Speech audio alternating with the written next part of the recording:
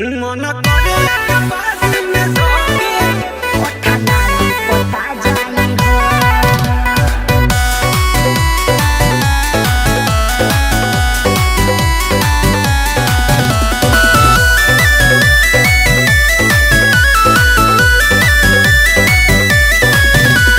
सोरहु सिंगारे कइला गेलु धन चॉकलेटवा सही में? जान मारे तोहर जान चिकन चिकन पेटवा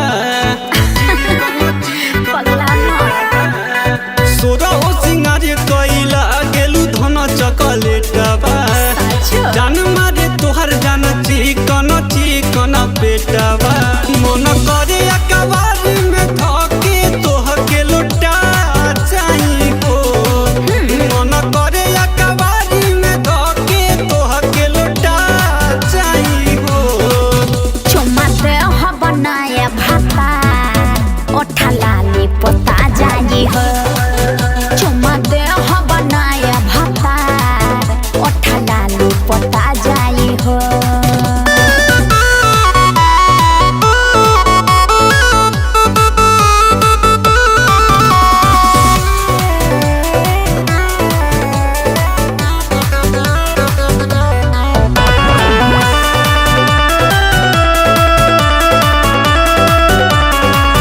तोहर देखी के साड़ी के पलेट अब होता ना हमसे वेट जानू जाना है मुझे मार के मैं तो पहले से होई हूँ लेट।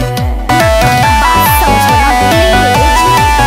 तोहर देखी के साड़ी के पलेट अब होता ना हमसे वेट जानू जाना है मुझे मार के मैं तो पहले से होई हूँ लेट। गला लागे तोहर रसगुल्ला काटी के खा चाही हो गला लागे तोहर रसगुल्ला काटी के खा चाही हो। चुम्मा दे हो बनाए भाता ओठा लाली पोता जाई हो। चुम्मा दे हो बनाए भाता ओठा लाली पोता जाई हो।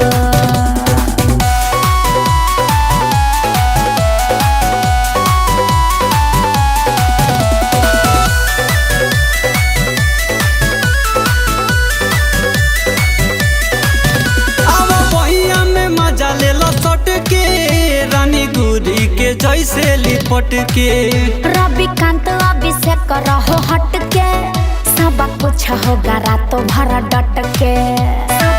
टेंशन पहले अब बहिया में मजा ले लो सट के रानी गुरी के जैसे लिपट के रविकांत अभिषेक रहो हट के सब कुछ होगा रात